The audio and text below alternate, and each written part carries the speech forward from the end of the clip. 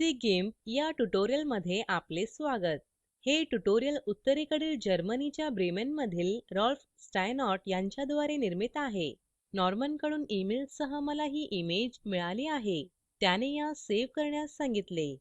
ही ती इमेज आहे जी त्याला रॉ कन्व्हर्टर वापरल्यानंतर मिळाली आहे आणि येथे ही मूळ इमेज होती. इमेजेसची तुलना केल्यास नॉर्मन काय केले ते स्पष्ट होते. प्रथम त्याने इमेज रोटेट केली आहे आणि नंतर त्याने फोरग्राउंड मध्ये तेज आणि रंग मिळविण्यासाठी कर्व्स टूलने इमेज संपादित केली आहे आणि ढग जास्त काळे होऊ नये हा प्रयत्न केला आहे. आणि जेव्हा आपण येथे या इमेज कडे पाहू तर ढग हे सुंदर दिसत आहेत. मला ते आवडले. मी शोवर ही प्रतिमा दर्शविण्याच्या परवानगीसाठी त्याला विचारले आहेत आणि मी आता त्याचे काम पुन्हा करण्याचा प्रयत्न करेल आणि नंतर मी त्याच्या इमेजमध्ये अधिक चांगले ढग मिळविण्याचा प्रयत्न करेल. परंतु प्रथम आपण या इमेजबद्दल EXIF इन्फॉर्मेशन मध्ये काही मिळते का ते शोधू, जे आपल्यास काय चूक झाली आहे याची सूचना देईल. तुम्ही पाहू शकता की हा एक पॅनासॉनिक कॅमेरा आहे आणि या कॅमेराचा सेन्सर फार लहान आहे. तुम्ही तुमच्या शर्टच्या खिशात हा कॅमेरा ठेवू शकता आणि येथे आपल्याकडे एक्सपोजर डेटा आहे.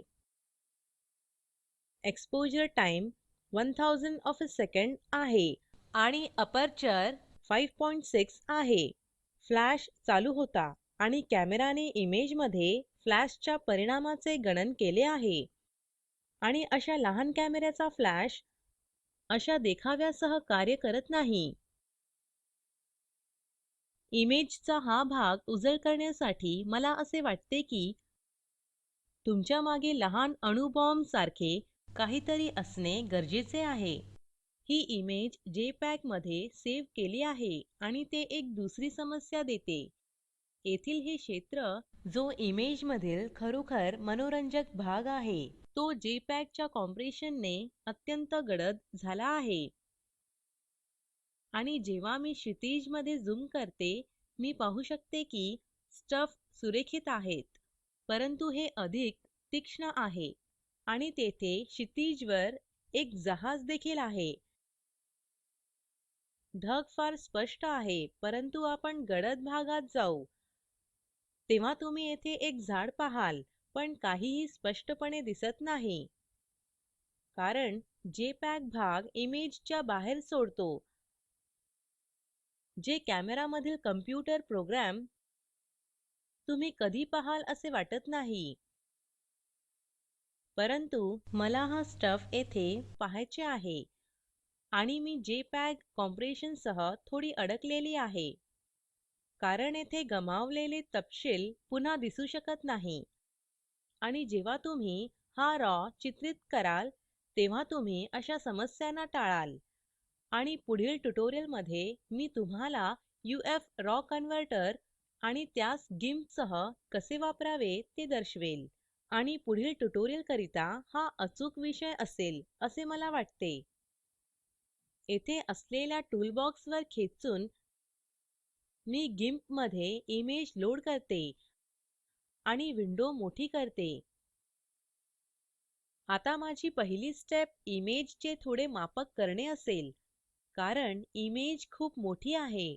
परिणामी XCF फाइल 40 मेगाबाइट्स पेक्षा जास्त होईल. टूलबार मधील इमेजवर क्लिक करून मापन कमी केल्या जाऊ शकते आणि मी स्केल इमेज निवडून रुंदी समजा 1000 पिक्सल मध्ये बदलते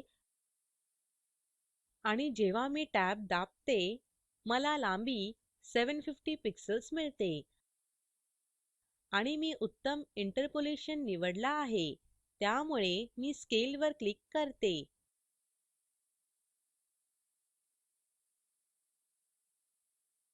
येथे चौकटीमध्ये पूर्ण इमेज मिळविण्यासाठी Shift Ctrl E दाबा आणि आता मी ही इमेज संपादित करण्यासाठी सेट आहे.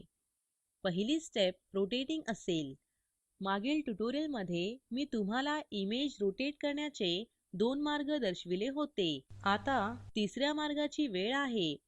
तर मी इमेजमध्ये झूमची समान स्टेप अनुसरणार आहे, जेथे मी एक आडवी रेष पाहू शकते आणि क्षितिजवर आडवी रेष आहे, कारण हॉरिझॉन्टल हे हॉरिझॉनची व्याख्या आहे. नंतर मी टूलबॉक्सवरून मेजरमेंट टूल निवडते आणि मी इन्फो विंडो निवडणार नाही, कारण ते इमेजच्या फ्रेम दरम्यान पॉपअप होते. परंतु मी स्टेटस बार मध्ये येथे खाली सर्व माहिती मिळू शकते. आता क्षितिजचे कोन मिळविणे सोपे आहे. फक्त क्षितिजवर कर्सर ठेवा, माउस बटन दाबा आणि त्यास खेचा.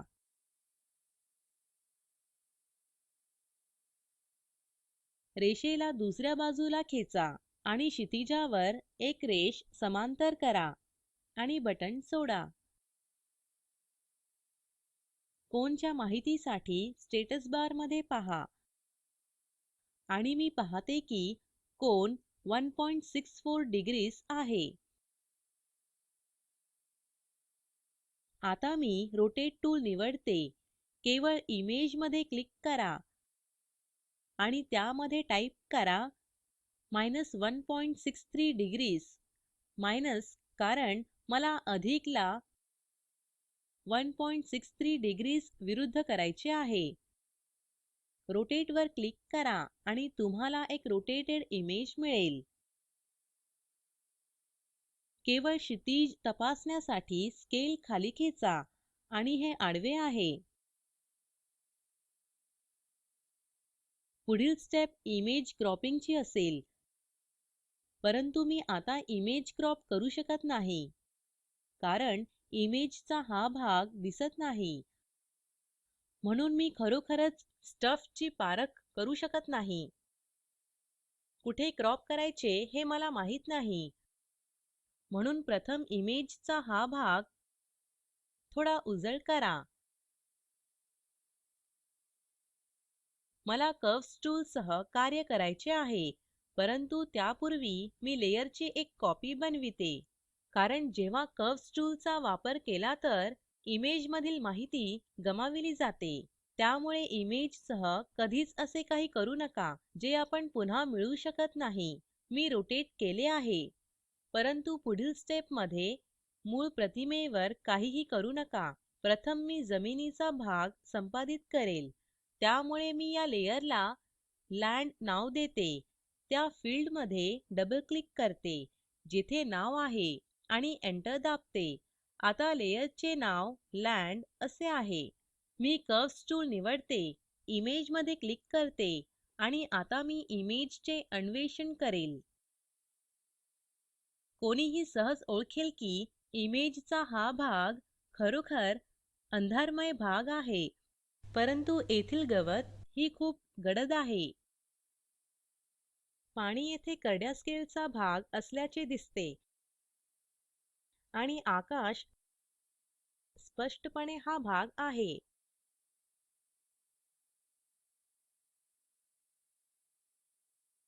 त्यामुळे इमेजमधील जमीन मला उजळ करावी लागेल आणि हे मी यास केवळ वर खेचून करणार आहे.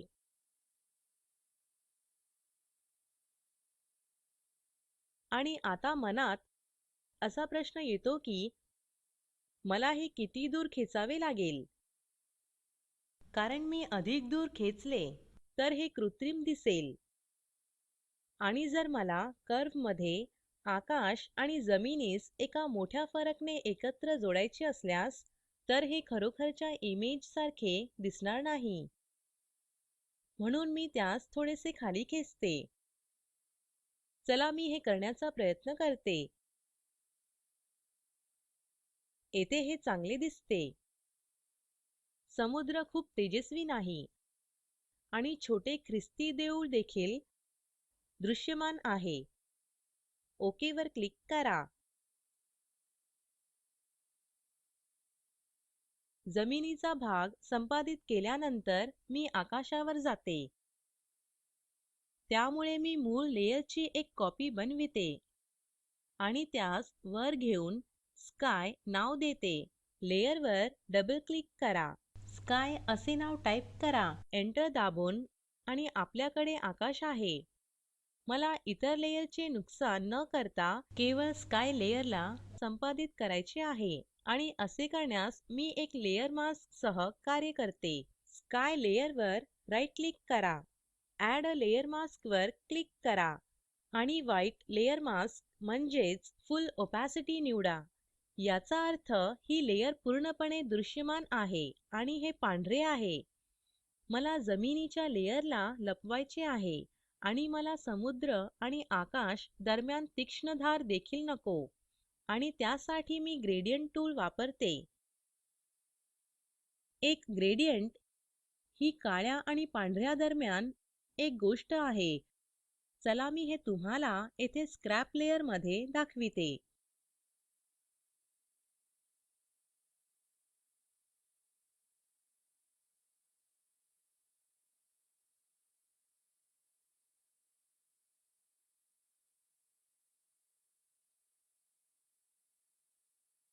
मी ग्रेडियंट टूल निवडले आहे. मला आत्ताच एक नवीन गोष्ट योगायोगाने आढळली आहे की जेव्हा तुम्ही टूल आयकॉनवर डबल क्लिक कराल तर टूल पर्याय आपोआप निवडले जातात. मला नाही वाटत की ही तुमच्यासाठी एक नवीन गोष्ट, पण माझ्यासाठी नवीन आहे. जाणणे चांगली गोष्ट आहे.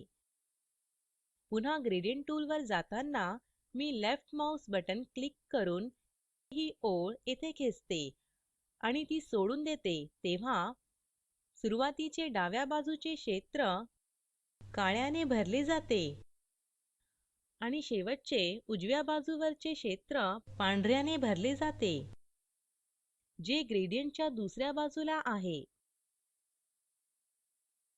पांढऱ्या आणि काळ्याच्या दरम्यानचे क्षेत्र करड्याचे विविध क्रम आहे आणि त्यास ग्रेडियंट म्हणतात.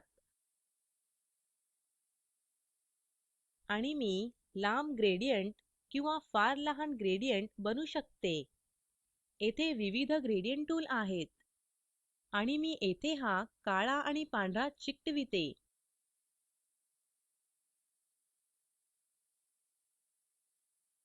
आणि येथे बरेच काही पर्याय आहेत, जसे की रेडियल, जेथे तुम्ही वर्तुळ बनवू शकता.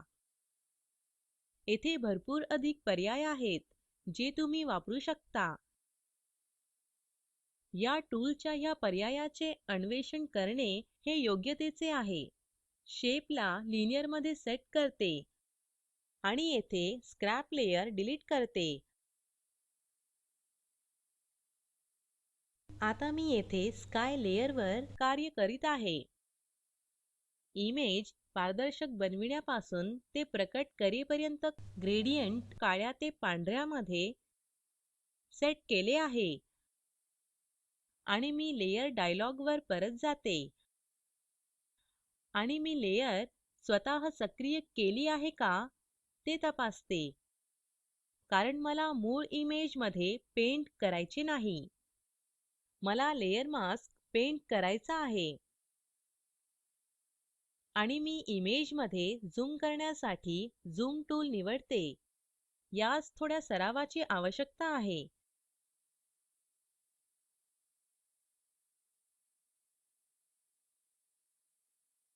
मी या पॉइंटवर सुरू आणि येथे समाप्त करेल. मला ग्रेडियंट सरळ हवा आहे, कारण अशा प्रकारचे ग्रेडियंट अशा इमेजला कारणीभूत ठरेल जी मला नको. स्टेप अंडू करण्यास Ctrl+Z दाबा. त्यामुळे मी कंट्रोल की दाबते आणि आता येथे स्लाइडरच्या हालचाली 5 अंश मर्यादित आहे. त्यामुळे मी त्यास येथून बनविण्यासाठी सुरू करते, ते या पॉइंट पर्यंत. आणि तुम्ही संपूर्ण प्रतिमेवर पुन्हा जाल तेव्हा तुम्ही पाहू शकता की हे माझे ग्रेडियंट आहे. आणि इतर लेयर बंद करते तेव्हा वरच्या लेयर मध्ये केवळ इमेज वरील भाग दिसत आहे आणि इतर बॅकग्राउंड मध्ये आहे.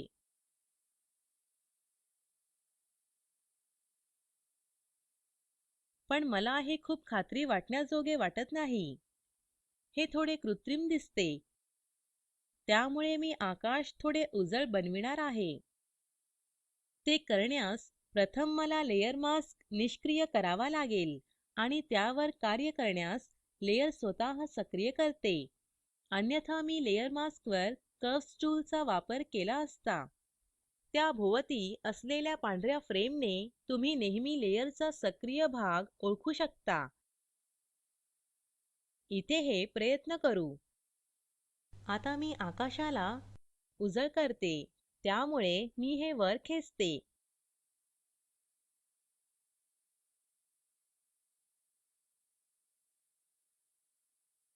आता हे खात्री वाटण्याजोगे दिसते, कारण आकाश उजळ आहे आणि आकाश व समुद्र दरम्यान कृत्रिम सीमा नाहीशी झाली आहे.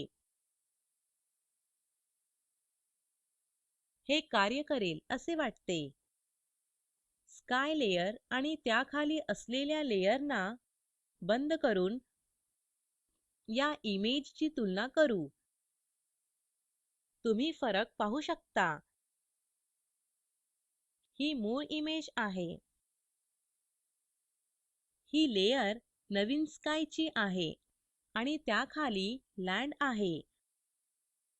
मला असे वाटते लँड थोडे अधिक कॉन्ट्रास्ट वापरू शकतो, पण मला खात्री नाही आहे, म्हणून मला हे प्रयत्न करावे लागेल.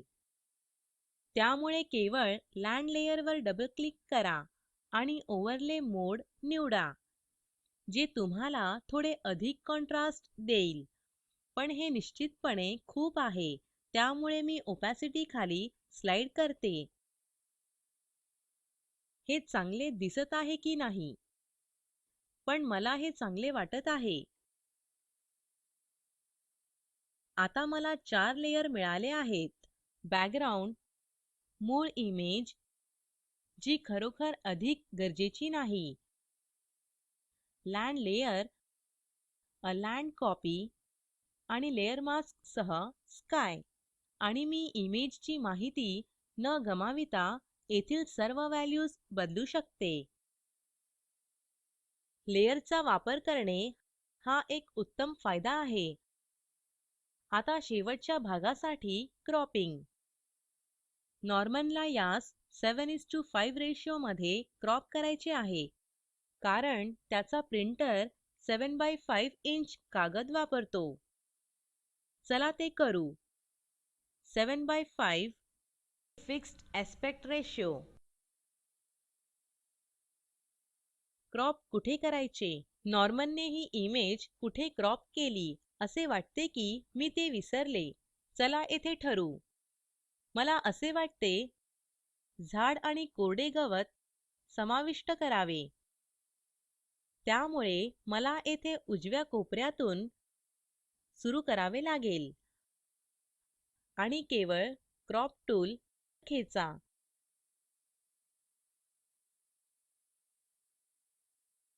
हे केवळ आवडीनिवडी बाबत आहे आणि पंपिंग सह काहीही करू नका. हे शिकाल. येथे रूल्स ऑफ थर्ड्स आहे. मी यास आत ठेवते. येथे तुम्ही पाहाल देवळाचा अग्रभाग आता एक आवडीचा घटक झाला आहे. येथे अधिक कलात्मक गोल्डन सेक्शन आहे आणि तो उपयुक्त असू शकतो, पण मला फक्त आपले डोळे उत्तम वाटतात. हे कार्य करेल असे वाटते. मला ही इमेज जेपीईजी इमेज म्हणून सेव्ह करायची आहे आणि त्याआधी मी ते थोडे तीक्ष्ण करते. शार्पनिंगचे ठसे जे दिसत होते, मी करण्यापूर्वी सर्व मॅनिप्युलेशन्स गेले आहेत.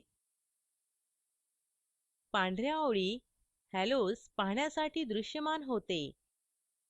यावेळी सुद्धा मी फिल्टर्स एनहान्स शार्पन मेथड वापरेल असे वाटते.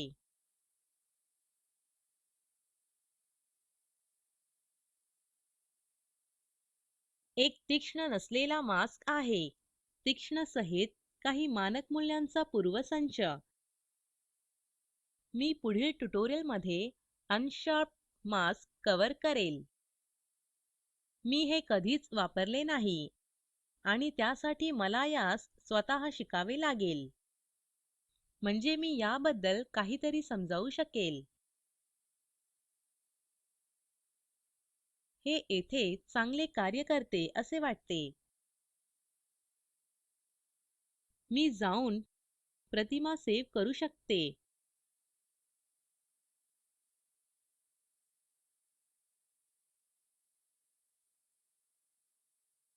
मी आज मजेदार स्टफ टाइप करत आहे.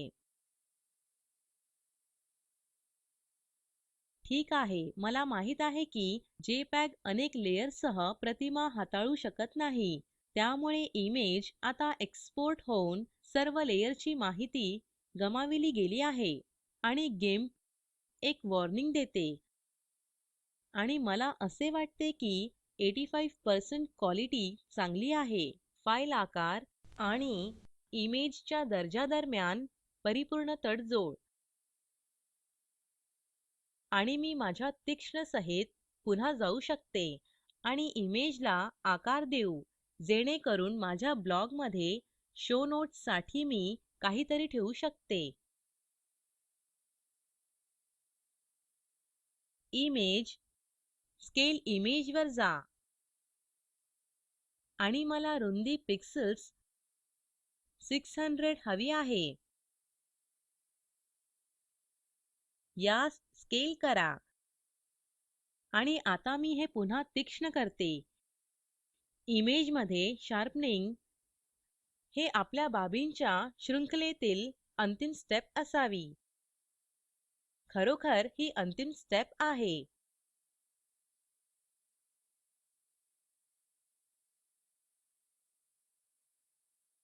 अल्गोरिदम तेव्हाच चांगले कार्य करते जेव्हा तुम्ही त्यानंतर काहीही बदल करत नाही. आकार बदलणेही नाही. चला याकडे पाहू.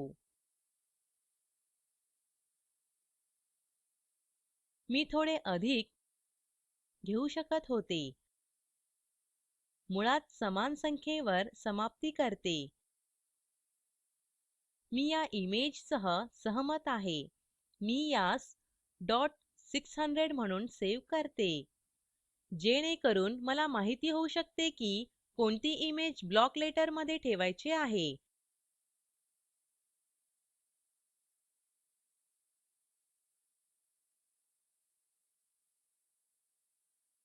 चला या दोन इमेजची तुलना करू. ही नॉर्मनने बनविली आहे आणि ही मी बनविली आहे. माझे आकाश निश्चितपणे चांगले आहे आणि मला वाटते नॉर्मनने समुद्र आणि देवळासह एक चांगले कार्य केले आहे. आणि या संयोजनाने खरोखर एक उत्तम चित्र होईल. आणि मला असे वाटते मी येथे उजाळासहित अधिक केले आहे. समुद्राचा लेयर सोप्या मार्गाने फिक्स करण्यासाठी येथे मी पुन्हा आले आहे. मी बॅकग्राउंड लेयरवर एक मूळ कॉपी बनविते. त्या लेयरला सी नाव द्या. मी यास लँड कॉपीच्या वर स्कायच्या खाली खेचते आणि तुम्ही पाहू शकता की याने स्काय लेयरला अडथळा निर्माण झालेला नाही. केवळ लँड लेयरला अडथळा झालेला आहे. पण मी हे बाहेर लपवेल. असे करण्यासाठी मी एक लेयर मास्क जोडते. Right click, add layer mask आणि आता मी greyscale copy of the layer घेते. आणि तुम्ही पाहाल येथे जमीन उजळ दिसते. हे येथे होते तसे नाही, पण तुम्ही पाण्यामध्ये मोठा बदल पाहाल. आणि आता येथे लेयर मास्क वर थोडे कार्य करू. शो दी लेयर मास्क वर क्लिक करा. तुम्ही ते येथे पाहाल आणि स्काय बंद करा. आता मी कर्व्स टूल निवडते आणि मी कर्व्सला अशा प्रकारे ऍडजस्ट करेल की जमीन अधिक गडद होईल आणि समुद्र आणि आकाश उजळ होते.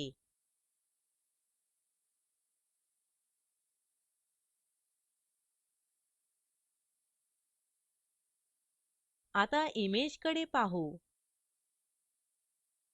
शो लेयर मास्क वर अनक्लिक करा. जवळजवळ काहीही फरक नसल्यासहित आता तुम्ही जमिनीकरिता चांगले पाहाल आणि समुद्र चांगला आहे.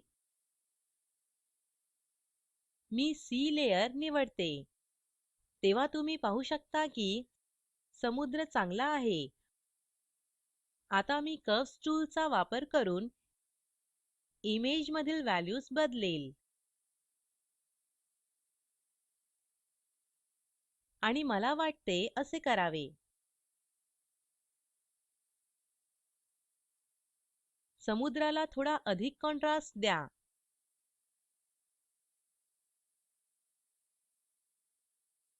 येथे असल्याप्रमाणे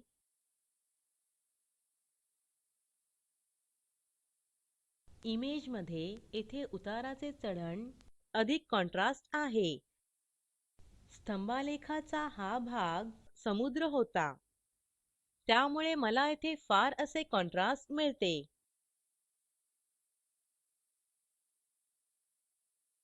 ते योग्य प्रकारे बसेपर्यंत कर्व्हने भोवती भरा.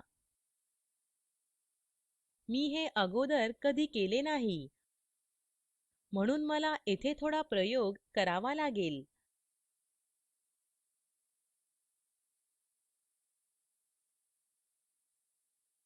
आधी असलेल्या स्टफपेक्षा ही पद्धत चांगली आहे असे मला वाटते. आता येथे कडक आणि समुद्र दरम्यानची सीमा पाहू. आधी तेथे एक मोठी समस्या होती. यावेळी मला कोणतेही हॅलोज मिळाले नाही. आणि जेव्हा मी यामध्ये झूम करते तेव्हा तुम्ही हॅलो सारखे काहीतरी पाहू शकता. परंतु हे केवळ समुद्र काठच्या फेसाळ लाटा आहेत. येथे हॅलो नाही. मी माझ्या पहिल्या प्रयत्नांत जमीन, समुद्र आणि आकाश दरम्यान थोडा अधिक फरक मिळविण्यासाठी प्रयत्न केला. मी हे केले आहे. परंतु या मार्गाने हे चांगले कार्य करेल असे वाटते. काही करण्याचे राहिले आहे का? अधिक माहिती meetthegimp.org यावर उपलब्ध आहे. जर तुम्हाला कमेंट द्यायची असेल तर info@meetthegimp.org वर लिहा. धन्यवाद. पुन्हा भेटू अशी आशा करते. स्पोकन ट्युटोरियल प्रॉजेक्ट तर्फे या ट्युटोरियलचे भाषांतर कविता साळवे यांनी केले असून मी रंजना भांबळे आपला निरोप घेते. धन्यवाद.